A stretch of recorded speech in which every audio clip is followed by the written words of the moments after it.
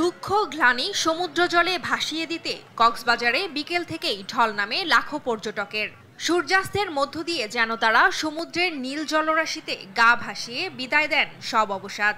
অবশ্যই ভালো লাগছে, অনেকদিন পরে আসলাম, প্রায় 8 বছর পর। সমুদ্রের এই যে ঢেউটা অনেক ভালো।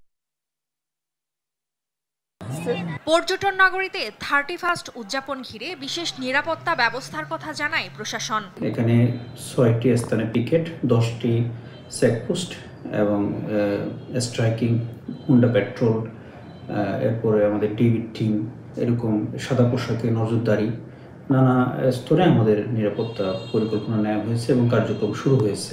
বছরের শেষ দিনে চট্টগ্রামের পতেঙ্গা সমুদ্র সৈকতে বেড়েছে পর্যটকদের আনাগোনা। কঠোর নিরাপত্তা বাস্তবায়নে জেলায় অতিরিক্ত পুলিশ মোতায়েন করা হয়েছে। মাত্র আসছি, ভালোই লাগতেছে, ফ্রেন্ডদের সাথে ঘুরতে আসলাম।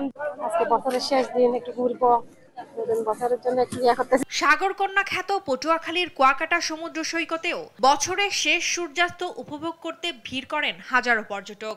সৈকতে বিরাজ করেছে উৎসবের আমেজ। প্রাকৃতিক সৌন্দর্য আমাদের কাছে খুবই ভালো লাগতেছে। আমরা খুব হ্যাপি যে আমাদের একটা এরকম বিচ আছে, আমরা যেখানে চাইলেই সহজেই চলে আসতে পারি। হোটেল মোটেলগুলো সাজানো হয়েছে মনোরম সজ্জায়। সর্বোচ্চ সেবা প্রদানের জন্য প্রস্তুত হোটেল ব্যবসায়ী। ফুল রিসোর্টটাই আলোসজ্জায় সজ্জিত করেছি এবং আমরা বরাবরের মতো যে একটা স্পেশাল ডিসকাউন্ট আমাদের থাকে, সেই ডিসকাউন্টটা আমরা অলরেডি রেখেছি। ডিসকাউন্টটা 50% পর্যন্ত ডিসকাউন্ট প্রোভাইড করছি গেস্টকে। এদিকে নীলাচল, নীলগিরি, চিম্বুক সহ পর্যটন স্পটগুলোতে দেখা গেছে ভ্রমণ পিপাসুদের উপস্থিতি। সংশ্লিষ্টরা বলছেন, পুরো দেশের ন্যায় পাহাড়েও নতুন বছরে নতুন সম্ভাবনা দেখছেন তারা। তবে 2 সপ্তাহ ধরে বান্দরবান পর্যটকে ভরপুর থাকলেও অনেকে সমুদ্র স্নানে যাওয়ায় বছরের শেষ দিনে কিছুটা ভাটা পড়ে লোক সমাগমে। ব্যবসায়ী সংশ্লিষ্ট সবাই মোটামুটি খুব বড় ধরনের একটা ক্ষতির সম্মুখীন হয়েছে আমরা 2024-এ। তো 2025-এ আমরা আশা করছি সেই ঘাটতি পূরণ করে আসতে পারবো। তো আমাদের আশাবাদী ছিল আমাদের গেস্ট ফুল থাকবে, রিজার্ভেশন ফুল থাকবে, কিন্তু এখন দেখা গেল কি রিজার্ভেশন একদম কম, বান্দরবানের টুরিস্ট কম।